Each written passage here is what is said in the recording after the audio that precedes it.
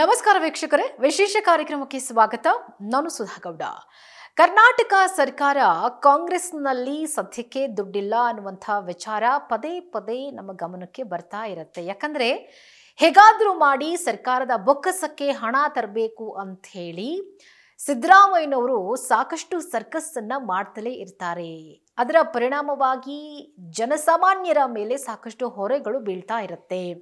Petrol ಏರಿಕೆ ಮಾಡುವಂಥದ್ದಾಗಿ, diesel ಏರಿಕೆ ಮಾಡುವಂಥದ್ದಾಗಲಿ, ಅಥವಾ ಬೇರೆ ಬೇರೆ ದಿನಸಿ ಪದಾರ್ಥಗಳನ್ನು ಬೆಲೆಗಳನ್ನು ಏರಿಕೆ ಮಾಡೋದಾಗಲಿ, ಹೀಗೆ ಬೇರೆ ಬೇರೆ ರೀತಿಯಾಗಿ ಹೇಗಪ್ಪ ಸರ್ಕಾರದ ಬೊಕ್ಕಸಕ್ಕೆ ವಾಪಸ್ ಹಣವನ್ನು ತರೋದು. ಯಾಕಂದರೆ ಇರೋ ಬರೋ ಹಣವನ್ನೆಲ್ಲ ಗ್ಯಾರಂಟಿ ಯೋಜನೆಗಳಿಗೆ ಮೀಸಲಾಗಿಬಿಟ್ಟಿದ್ದೀವಿ.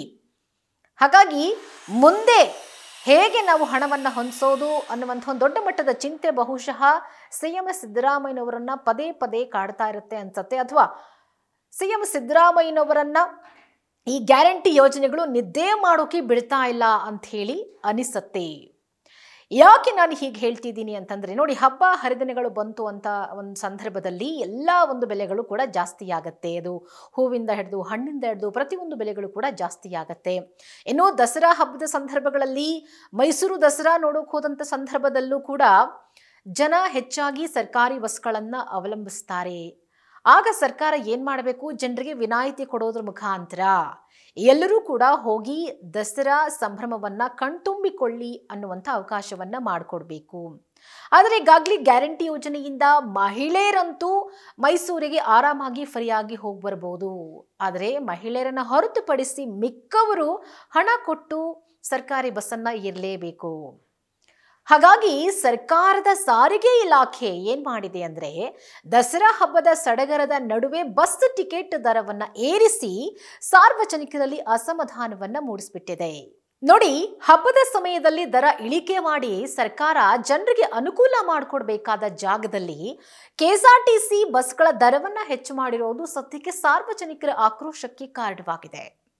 ಮೈಸೂರು ಮಾರ್ಗ ಸೇರಿದಂತೆ ಹಲವು ದಾರಿಗಳಲ್ಲಿ ಟಿಕೆಟ್ ದರ ಬರೋಬ್ಬರಿ 20 ರೂಪಾಯಿ ಹೆಚ್ಚಳ ಆಗಿದೆ.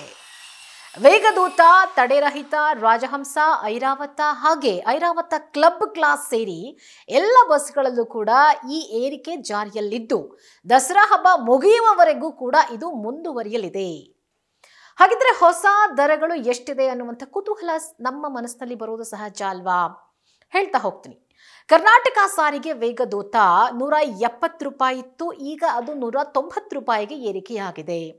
ಏನೋ ತಡೆರಹಿತ ಸಾರಿಗೆ ಅಂದ್ರೆ ನಾನ್ ಸ್ಟಾಪ್ ಬಸ್ಗಳಲ್ಲಿ 210 ಇದ್ದಂಥ ಪ್ರೈಸ್ 240ಕ್ಕೆ ಏರಿಕೆಯಾಗಿದೆ.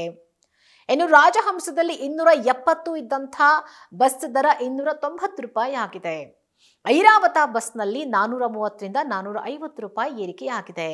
ಇನ್ನು ಐರಾವತ ಕ್ಲಬ್ ಕ್ಲಾಸ್ನಲ್ಲಿ 440ರಿಂದ 460 ರೂಪಾಯಿ ಹೆಚ್ಚಾಗಿದೆ. ಅಂದರೆ 20 ರೂಪಾಯಿಗಳನ್ನ ಹೆಚ್ಚಳ ಮಾಡಿದೆ. ಒಬ್ಬೊಬ್ಬ ಪ್ರಯಾಣಿಕರಿಂದ 20 ರೂಪಾಯಿ ಲಾಭ ಬಂದ್ರೆ ಒಂದಷ್ಟು ಹಣ ಸರ್ಕಾರದ ಬೊಕ್ಕಸಕ್ಕೆ ಬರುತ್ತೆ ಎನ್ನುವಂಥ ಒಂದು ಲೆಕ್ಕಾಚಾರ ಸಾರಿಗೆ ಇಲಾಖೆಯದ್ದು. ಪ್ರಯಾಣಿಕರು ಈ ಏರಿಕೆಯನ್ನ ತೀವ್ರವಾಗಿ ವಿರೋಧ ಮಾಡ್ತಿದ್ದಾರೆ.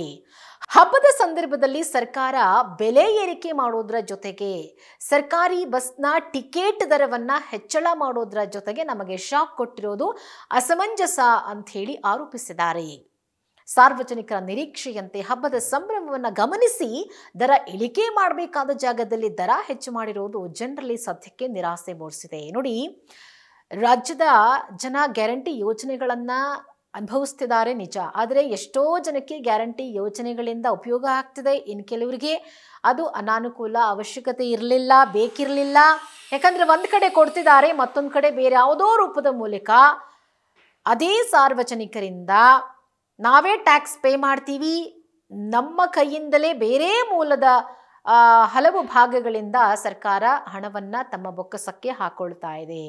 ಒಂದ್ ಕಡೆ ಕೆರೆಯ ನೀರನ್ನ ಕೆರೆಗೆ ಚೆಲ್ಲಿ ಅನ್ನುವಂಥ ರೀತಿಯಲ್ಲಿ ಒಂದ್ ಕೈಯಿಂದ ಕೊಡೋದು, ಇನ್ನೊಂದು ಕೈಯಿಂದ ಕಿತ್ಕೊಳ್ಳೋ ಒಂದು ಪ್ರಯತ್ನ ಕಾಂಗ್ರೆಸ್ ಸರ್ಕಾರದಲ್ಲಿ ನಡೀತಾ ಇದೆ. ಈ ಗ್ಯಾರಂಟಿ ಯೋಜನೆಗಳಿಂದಾಗಿ ಸಾಕಷ್ಟು ಟೀಕೆಗೂ ಕೂಡ ಕಾಂಗ್ರೆಸ್ ಸರ್ಕಾರ ಒಳಗಾಗಿದೆ. ಆದರೂ ಕೂಡ 5 ವರ್ಷ ಕಂಪ್ಲೀಟ್ ಆಗುವವರೆಗೂ, ಅಧಿಕಾರ ಇರುವವರೆಗೂ ಗ್ಯಾರಂಟಿ ಯೋಜನೆಗಳನ್ನ ಮುಂದುವರಿಸ್ತೀವಿ, ಯಾವುದೇ ಕಾರಣಕ್ಕೂ ಗ್ಯಾರಂಟಿ ಯೋಜನೆಗಳನ್ನು ನಿಲ್ಲಿಸಲ್ಲ ಅನ್ನುವಂತೆ ಘಂಟಾಘೋಷವಾಗಿ ಮಾತನಾಡಿರುವಂಥ ಸಿಎಂ ಸಿದ್ದರಾಮಯ್ಯನವರು ಸಮಯ ಸಿಕ್ಕರೆ ಸಾಕು, ಅಥವಾ ಅಂಥ ಒಂದು ಸಂದರ್ಭ ಸಿಕ್ಕರೆ ಸಾಕು, ಹೇಗೆ ಜನರಿಂದ ಹಣವನ್ನು ಹೆಚ್ಚಾಗಿ ವಸೂಲಿ ಮಾಡ್ಬೋದು ಅನ್ನೋದನ್ನ ಗಮನಿಸ್ತಾ ಇರ್ತಾರೆ. ಅಂಡ್ ಆ ಥರದ ಒಂದು ಸಂದರ್ಭ ಬಂದಾಗ ಖಂಡಿತ ಅದನ್ನು ಅಪ್ಲೈ ಮಾಡ್ತಾರೆ.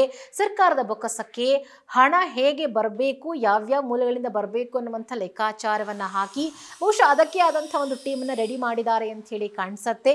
ಯಾವ್ಯಾವ ಸಂದರ್ಭದಲ್ಲಿ ನೀವು ಜನರಿಂದ ಹೆಚ್ಚಾಗಿ ಹಣವನ್ನು ಸರ್ಕಾರದ ಬೊಕ್ಕಸಕ್ಕೆ ತರಬಹುದು ಅನ್ನೋದನ್ನ ನೀವು ಪಟ್ಟಿ ಮಾಡಿ ಆ ಸಂದರ್ಭಗಳಲ್ಲಿ ನಾವು ನಮ್ಮ ಸರ್ಕಾರಕ್ಕೆ ಬೊಕ್ಕಸಕ್ಕೆ ಹಣವನ್ನು ತರೋಣ ಅನ್ನುವಂಥ ಒಂದು ಮೆಸೇಜ್ ಪಾಸ್ ಆಗಿದೆ ನೋಡಿ. ಹಾಗಾಗಿ ದಸರಾ ಹಬ್ಬ ಅಂತ ಅಂದಾಗ ಜನರಿಗೆ ರಿಯಾಯಿತಿ ಕೊಡಬೇಕಲ್ವಾ, ವಿನಾಯಿತಿ ಕೊಡಬೇಕಲ್ವಾ.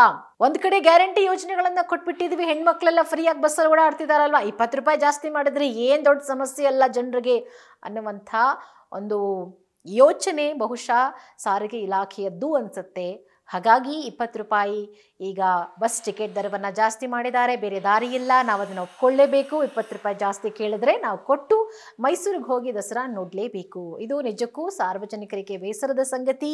ಕಾಂಗ್ರೆಸ್ ಸರ್ಕಾರ ಒಂದು ಕೈಯಿಂದ ಕೊಡ್ತಾ ಇದೆ, ಮತ್ತೊಂದು ಕೈಯಿಂದ ಕಿತ್ಕೊಳ್ತಾ ಇದೆ ಅನ್ನುವಂಥ ಎಲ್ಲ ರೀತಿಯ ಟೀಕೆಗಳು ಕಾಂಗ್ರೆಸ್ ಸರ್ಕಾರದ ಮೇಲೆ ಬರ್ತಾ ಇದೆ.